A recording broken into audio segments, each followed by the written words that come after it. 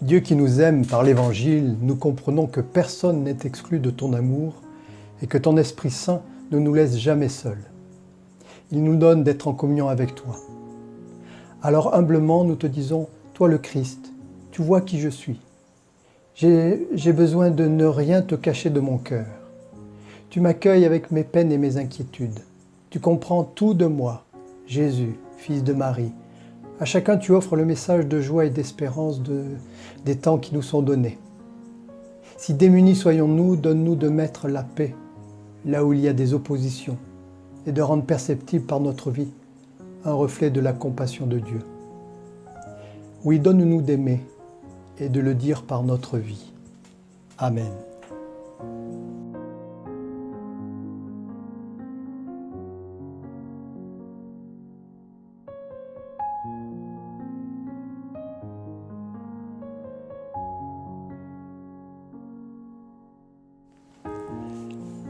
Psaume 77. C'est Dieu que j'appelle et je crie. C'est Dieu que j'appelle, il m'écoutera. Au temps de ma détresse, je cherche le Seigneur. Dans la nuit, les mains tendues sans faiblir, je refuse tout réconfort. Je me rappelle Dieu et je gémis. Plus j'y reviens, plus mon esprit s'embrouille. Tu tiens mes paupières ouvertes. Je suis troublé, je ne sais que dire. Je réfléchis aux jours d'autrefois, aux années de jadis. La nuit, je me rappelle mon refrain. Mon cœur y revient et mon esprit s'interroge. Le Seigneur va-t-il rejeter pour toujours? Ne sera-t-il plus jamais favorable? Sa fidélité a-t-elle tout à fait disparu? La parole s'est-elle tue pour des siècles? Dieu a-t-il oublié de faire grâce? De colère a-t-il fermé son cœur? Je le dis, mon mal vient de là. La droite du Très-Haut a changé. Je rappelle les exploits du Seigneur. Oui, je me rappelle ton miracle d'autrefois. Je me redis tout ce que tu as accompli. J'en reviens à tes exploits. Dieu, ton chemin n'est que sainteté. Quel Dieu est aussi grand que Dieu? C'est toi le Dieu qui a fait le miracle, et ta force, tu l'as montrée parmi les peuples. Par ton bras, tu as affranchi ton peuple, les fils de Jacob et de Joseph. Les eaux t'ont vu, Dieu, les eaux t'ont vu, elles tremblaient, l'abîme lui-même frémissait. Les nuages ont déversé leurs eaux, les nuées ont donné de la voix, et tes flèches volaient de tous côtés. Un roulement de ton tonnerre, les éclairs ont illumé le monde, la terre a frémi et tremblé. Dans la mer, tu fis ton chemin, ton passage dans les eaux profondes, et nul n'a pu connaître tes traces. Tu as guidé ton peuple comme un troupeau, par la main de Moïse et d'Aaron.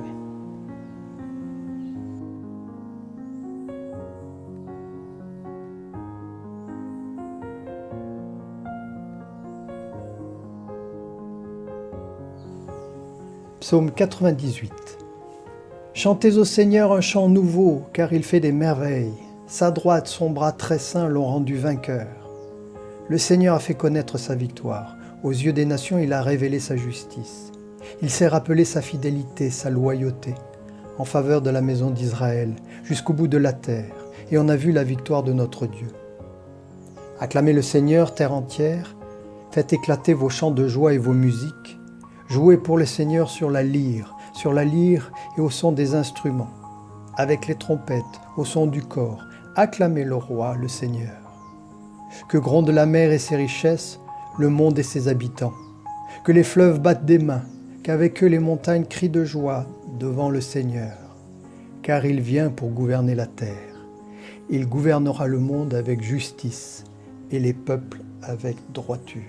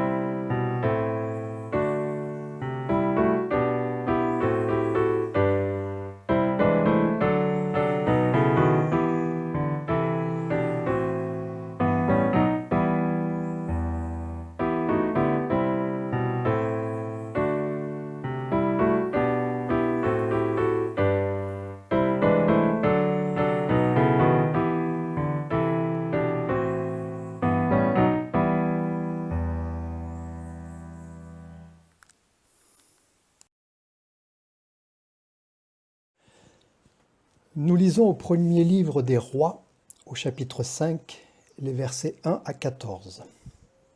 Salomon dominait sur tous les royaumes, depuis le fleuve sur le pays des Philistins jusqu'à la frontière d'Égypte. Ils payèrent un tribut et servirent Salomon tous les jours de sa vie.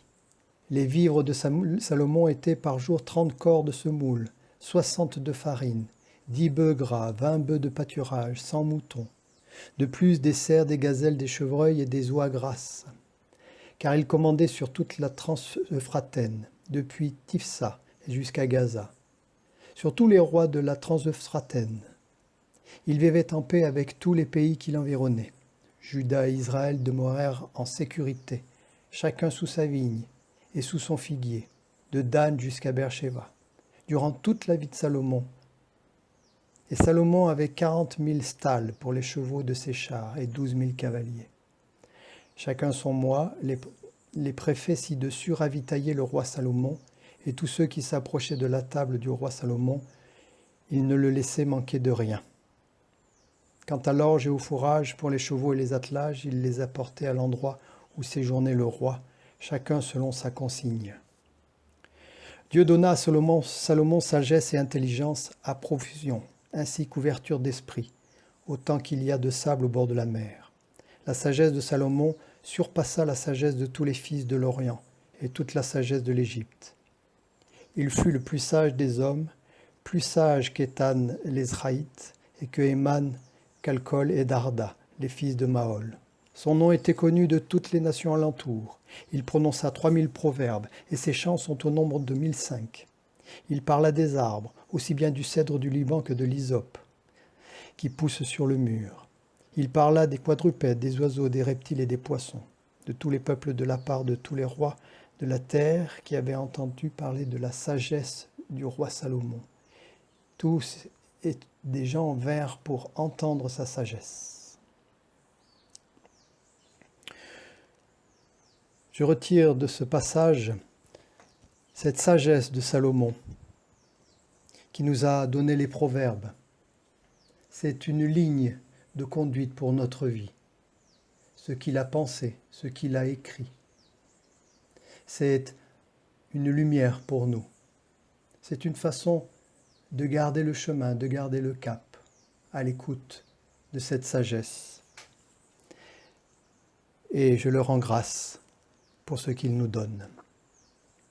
Que chacun trouve dans ses paroles le chemin à suivre, la direction à prendre, le sens à donner.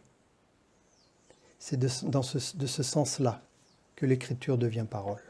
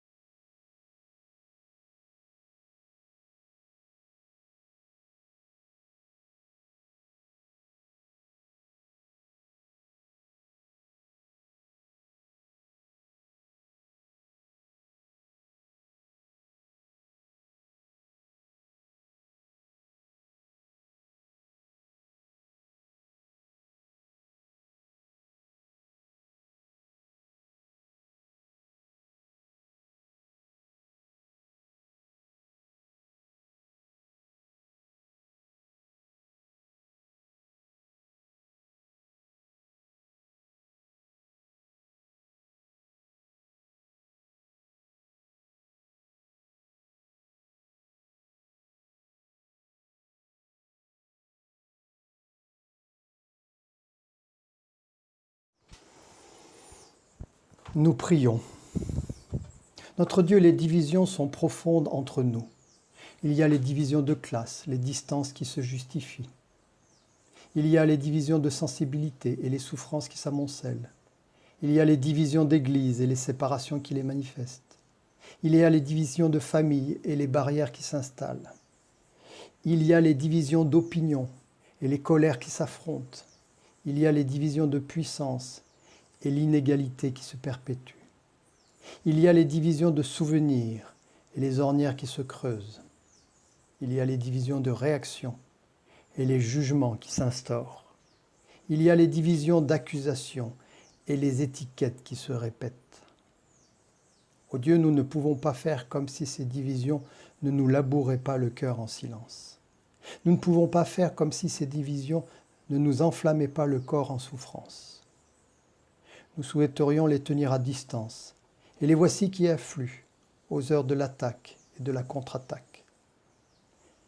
N'es-tu pas venu pour nous apprendre à pardonner aux autres le mal que nous avons subi, plus encore que pour nous pardonner à nous-mêmes le mal que nous avons commis? N'es-tu pas venu pour nous aider moins à remémorer l'offense qu'à tendre la joue, pour que l'offense renonce à offenser? N'es-tu pas venu pour que nos colères cessent de vouloir exécuter ta justice et que nos rancœurs cessent de nous tenir lieu de justification? Ô Seigneur Jésus, toi qui t'es interposé au cœur des divisions du monde pour réconcilier le frère avec son ennemi, interpose au cœur de nos divisions, afin que d'ennemis que nous sommes, nous puissions redevenir frères, comme nous souhaiterions l'être. Interpose-toi avec la justice de ta vérité, la force de ton pardon, la franchise de ton amour. Interpose-toi quand l'un frappe et se désole du vide qu'il pense rencontrer, et quand l'autre se protège et se désole du jugement qu'il pense subir. Redonne-nous aux uns et aux autres le bienfait de l'équité, la douceur de la confiance et la force des faiblesses partagées. Au nom de celui qui est mort de nos divisions, pour nous réconcilier avec lui et entre nous. Amen.